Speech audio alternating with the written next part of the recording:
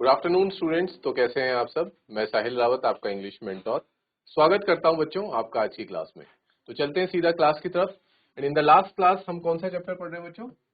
Reach for the top. और reach for the top में okay students, continue करते हैं इसे। तो जो ये फर्स्ट पार्ट में बच्चों हमने संतोष यादव वाली स्टोरी को कंप्लीट कर लिया था। और आज की क्लास में हम स्टार्ट करेंगे अपना नेक्स्ट पार्ट, जो है मारिया शारापोवा के बारे में। ठीक है, हम जानेंगे कि मारिया शारापोवा कौन थी और किस तरह से जिस भी अचीवमेंट को उन्होंने हासिल किया वो वहां तक कैसे पहुंची। सो बिफोर यू रीड, हमें कहा जा रहा है कि स्टार्ट करने से पहले हम जानेंगे a Russian girl Maria Sharapova, यानी कि मारिया शारापोवा एक रशियन गर्ल थी। Reach the summit of women's tennis when she was barely 18। जिस तरह से संतोष यादव की स्टोरी में हमने देखा था कि उन्होंने भी जो अपना करियर था उसके एकदम वो पीक पे पहुंची, उसके शिखर पर वो पहुंची। ठीक है, उसे कहा जाता है समिट, शिखर पे पहुंचना। ठीक उसी तरीके से मारिया शेरापोवा भी, जो कि एक रशियन लड़की थी, वो वुमेन टेनिस, जो टेनिस गेम होता है महिलाओं का, उसमें वो समिट पे पहुंची, उसकी एकदम पीक पे पहुंची, मात्र जब वो सिर्फ और सिर्फ 18 साल की थी। As you read about her, जैसे ही हम उसके बारे में पढ़ेंगे, see if you can draw a comparison between her and Santosh Yadav. हम कोशिश करेंगे कंपैरिजन करने की संतोष यादव और मारिया शेरापोवा की लाइफ में, जिंदगी में, जीवन में क्या क्या हम कंपैरिजन कर सकते हैं, क्या सिमिलैरिटीज थी और क्या क्या डिफरेंसेस रहे। पहली सिमिलैरिटी तो बच्चों हमें अभी देखने के लिए मिल गई है दोनों के बीच में, कि both women have reached to the top of their respective field. जिस जिस फील्ड से वो बिलोंग करती है उसके वो एकदम समिट पे वो पहुंची। फर्स्ट पैराग्राफ से स्टार्ट करेंगे। There is something disarming about Maria Sharapova, something at odds with her ready smile and glamorous attire. Clear बच्चों, कि हमें यहाँ पे बताया जा रहा है मारिया शारापोवा के बारे में कि वो हमेशा उनके साथ, उनके चेहरे पे आपको एक स्माइल देखने के लिए मिलेगी और उनका जो अटायर है वो हमेशा बहुत ही ग्लैमरस होता है। And that something in her lifted her on Monday, 22 August 2005 to the world number 1 position in women's tennis। और इसी चीज ने उनको women's tennis के इस फील्ड में नंबर 1 पोजीशन पर पहुंचाया। और ये कब की बात है बच्चों? ये है 22 अगस्त 2005। All this happen in almost no time. और ये सब कुछ बहुत पलक झपकते ही हो गया, बहुत कम समय में वो यहां तक पहुंच गई। Poised beyond her years, the Siberian born teenager, Siberian, Russia में बच्चों साइबेरिया एक जगह है, वहां पे उनका जन्म हुआ था। As a teenager took just 4 years as a professional to reach the pinnacle। यानी कि आप समझ पा रहे होंगे कि 18 साल की उम्र में वो नंबर 1 की पोजीशन में थी। और उन्होंने 4 साल पहले ही स्टार्ट किया था बच्चों इसे खेलना, यानी कि 14 साल की उम्र में उन्होंने टेनिस खेलना स्टार्ट किया था। और सिर्फ 4 साल में ही वो कहां पे पहुंच गई थी? एकदम पिनैकल पे। Pinnacle is a synonym for summit. ये सब वर्ड्स का मतलब एक ही है बच्चों। समिट हो गया, पीक हो गया, या फिर पिनैकल, इन सब का मतलब क्या होता है? शिखर पे पहुंचना। ठीक है, तो 4 साल का वक्त लगा उन्हें इस जगह पे पहुंचने में। लेकिन यहाँ पे बताया जा रहा है कि 4 साल कोई बहुत ज्यादा वक्त नहीं है वैसे देखा जाए तो, एकदम इस पोजीशन पे पहुंचने के लिए। हम यहाँ देख सकते हैं स्टूडेंट्स अपने स्क्रीन पे, ये एक क्या है? ये एक स्केच है मारिया शेरापोवा का, जब उन्होंने 2004 में विमेन्स सिंगल्स का विंबलडन खिताब जीता था। ठीक है,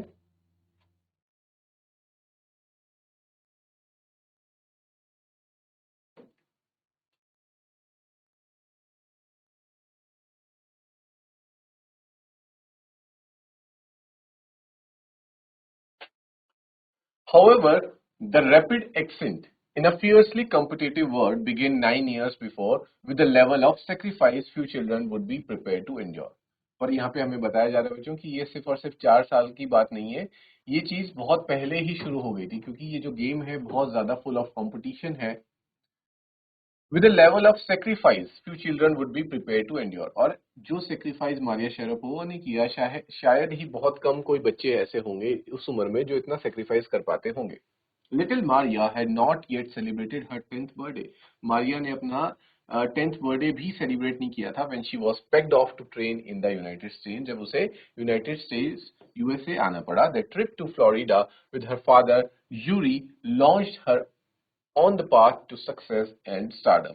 और वो अपने साथ बताती हैं कि वो अपने फादर के साथ फ्लोरिडा आई थी और उसके बाद से वो इसमें आगे बढ़ती गई और स्टारडम तक पहुंची।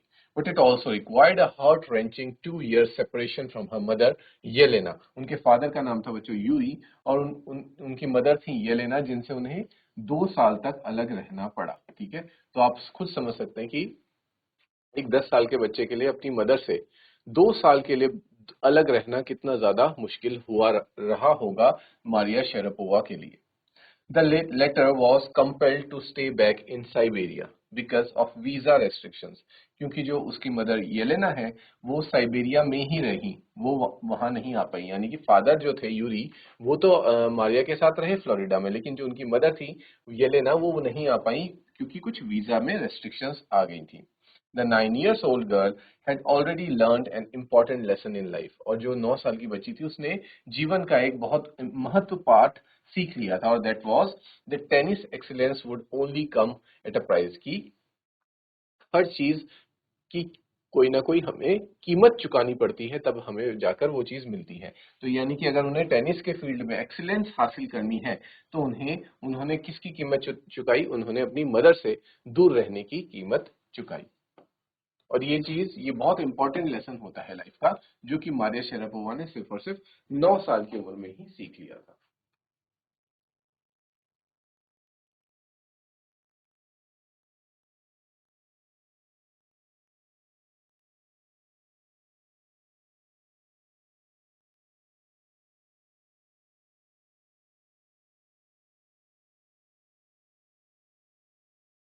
यहाँ वो कहती हैं, I use to be so lonely, यानी कि मैं बहुत अकेले रहा करती थी। मारिया शेरापोवा रिकॉल्स, याद करती हैं वो इस बात को। I miss my mother terribly, मुझे अपनी मदर की बहुत याद आती थी। My father was working as much as he could to keep my tennis training going. और मेरे फादर बहुत ज्यादा मेहनत कर रहे थे ताकि जो मेरी टेनिस ट्रेनिंग है, ठीक है, टेनिस के ट्रेनिंग के लिए जितनी फीस देनी पड़ रही है वो दे पाए। So he could not see me either, इसलिए मेरे फादर भी मेरे साथ ज्यादा वक्त नहीं बिता पाते थे, क्योंकि वो भी उस वक्त क्या कर रहे होते थे बच्चों? वो भी बाहर जॉब कर रहे होते थे ताकि वो इतने पैसे जुटा सके ताकि मेरी जो टेनिस की ट्रेनिंग है वो बिना रुके बिना रुकावट के चल सके। Because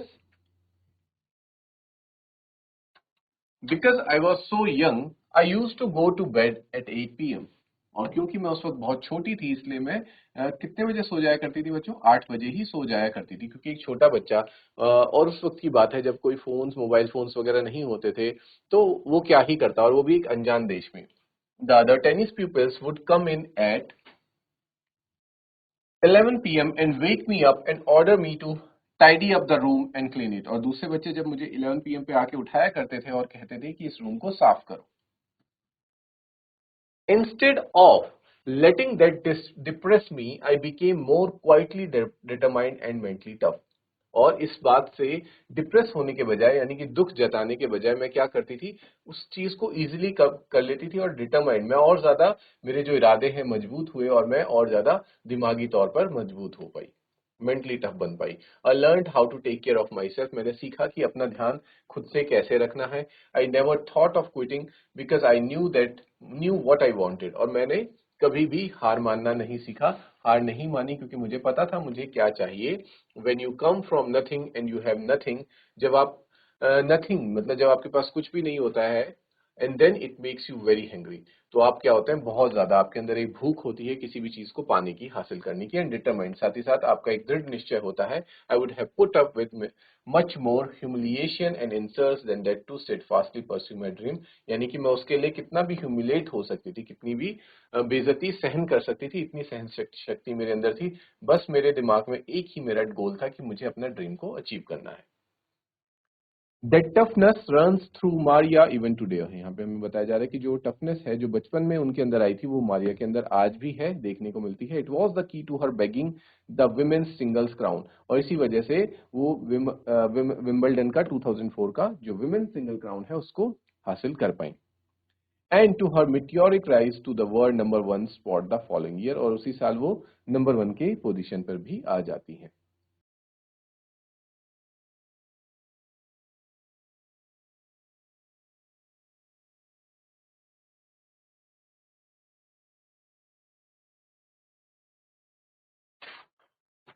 While her journey from the frozen plains of Siberia to the summit of women's tennis has touched the hearts of tennis fans, यानी कि हमें बताया जा रहा है बच्चों कि उनकी जर्नी जो शुरू हुई थी साइबेरिया के बर्फीले इलाके से, और वो कहाँ तक पहुंची, विमेन्स टेनिस के एकदम नंबर 1 पोजीशन पे वो पहुंच जाती हैं। और ये जो कहानी है बच्चों, ये उनके सभी फैंस के दिलों को जीत लेती है।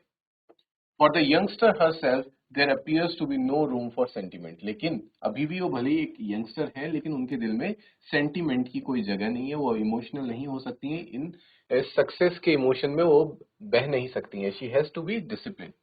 The straight looks and the answer she gives when asked about her ambition makes it amply clear that she considers the sacrifices were worth it. जब उनसे पूछा जाता है कि आपने इतने सारे सैक्रिफाइस, इतने त्याग आपको करने पड़े इस मुकाम तक पहुंचने के लिए, तो वो जरा भी इमोशनल नहीं होती हैं, क्योंकि वो इस बात को अंदर से जानती हैं भली भांति कि जहां पे वो आज हैं वहां पहुंचने के लिए उन्हें ये सेक्रीफाइस करना जरूरी थे, and they were worth it, और उन सेक्रीफाइस को करना बिल्कुल ठीक था, तभी वो इस मुकाम तक पहुंच पाई हैं। तो she doesn't regret about it, कि उनको बिल्कुल रिग्रेट नहीं है कि मैंने 9 साल की उम्र में अपने घर को छोड़ के यहाँ आ गई, मदर से दूर रही, और मुझे बहुत ज्यादा ह्यूमिलेशन भी सहना पड़ा, क्योंकि जब आप दूसरी कंट्री से एक नई कंट्री में आते हैं तो बहुत से आपको लोग एक्सेप्ट नहीं करते हैं, और स्पेशली बच्चों वो रशिया से अमेरिका में आ रही हैं, और हम सभी जानते हैं कि रशिया और अमेरिका के बीच के रिलेशंस हमेशा से कैसे रहे हैं, तो किस तरह से उनको ट्रीट भी किया गया होगा अमेरिका में, यूएसए फ्लोरिडा में। I am very very competitive, वो कहती है मैं बहुत ज्यादा क्या हूँ, कॉम्पिटिटिव हूँ नेचर से। I work hard at what I do, मैं बहुत मेहनत करती हूँ जो भी मैं काम करती हूँ। इट्स माई जॉब, और यही मेरा काम भी है। This is her Mantra for success, और उनकी सक्सेस का मंत्र भी यही है कि वो हर चीज सेक्रीफाइस करने को तैयार हैं, और वो जो भी काम करती हैं उन्हें उसमें क्या चाहिए बच्चों, कि वो सिर्फ और सिर्फ उस फील्ड में बेस्ट हो, और उनके सामने कोई भी ना टिक पाए। तो ऐसा ये एक सक्सेस मंत्रा भी है जो मारिया शेरापोवा सबके साथ शेयर करती है।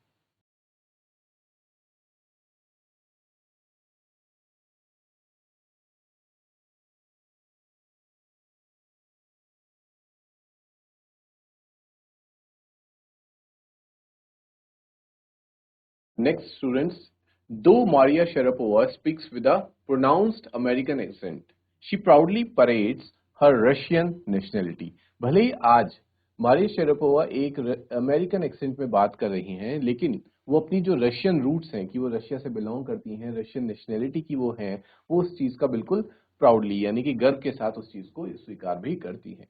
Clearing all doubts, she says, I am Russian. It's true that the US is a big part of my life, but I have Russian citizenship. और इस बात सभी डाउट्स को वो क्लियर करते हुए कहती हैं कि मैं एक रशियन हूं, और यूएस यूनाइटेड स्टेट्स मेरी लाइफ का, मेरे जीवन का एक बहुत महत्वपूर्ण भाग रहा है, बट मेरे पास एक रशिया की सिटीजनशिप है। मैं कहाँ की सिटीजन हूँ, नागरिक हूँ, मैं रशिया की नागरिक हूँ। My blood is totally Russian, और जो मेरा ब्लड है वो पूरी तरह से रशियन है। I will play the Olympics for Russia if they want me, और मैं रशिया के लिए ओलंपिक्स भी खेल सकती हूँ। Like any number of teenage sensations, Maria Sharapova lists fashion, singing and dancing as her hobbies. और जैसे और टीनेज सेंसेशंस भी होती हैं बच्चों, मारिया शेरापोवा के भी अपने गेम के अलावा क्या क्या हॉबीज हैं, जैसे फैशन हो गया, सिंगिंग हो गया and dancing. She loves reading the novels of Arthur Conan Doyle. उन्हें आर्थर कॉनन डॉयल के नोवेल्स को रीड करना भी पसंद है। जैसे आर्थर कॉनन डॉयल की एक नोवेल, फेमस नोवेल है बच्चों, शेरलॉक होम्स। ठीक है, आपने सुना ही होगा इसका।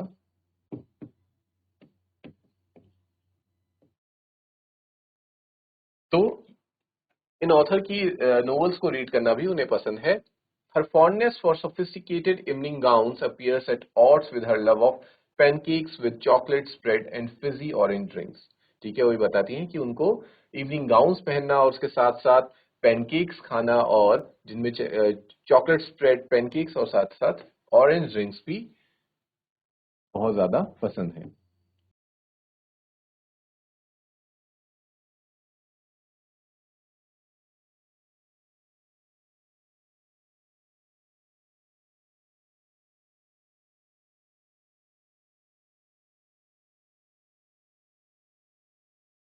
Next students, Maria Sharapova cannot be pigeonholed और कैटेगराइज्ड। मारिया शरापोवा को आप किसी भी एक कैटेगरी में, पर्टिकुलर कैटेगरी में नहीं रख सकते हैं।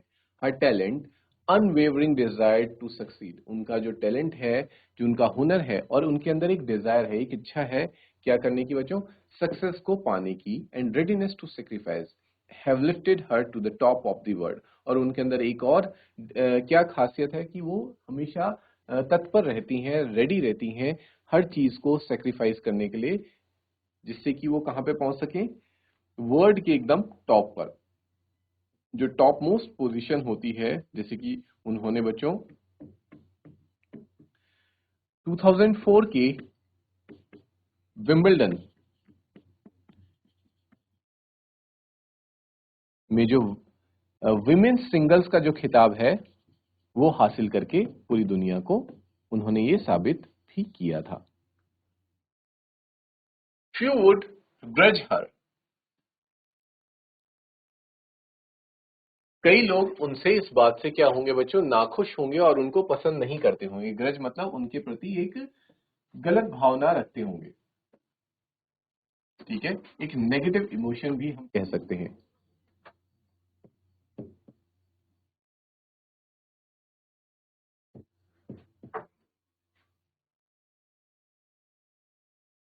Riches she is now reaping, यानी कि क्योंकि इतना सेक्रीफाइस और इस मुकाम पे पहुंचने के बाद बच्चों, वो जो रिचनेस को वो अब आज की डेट में वो एक्सपीरियंस कर रही हैं, तो कई लोग उनसे क्या रखते हैं, ग्रजेस रखते हैं। That is what she has to say about her monetary gains from tennis, यानी कि टेनिस से जो उन्होंने पैसे कमाई हैं उसके बारे में वो ये कहती हैं कि कई लोगों को मुझसे ग्रजेस हैं कि मैं इतने कहाँ से मैं आती थी और कहाँ पे मैं पहुंच चुकी हूँ। Of course money is a motivation, money मेरे लिए एक मोटिवेशन तो है, but tennis is a business and a sport.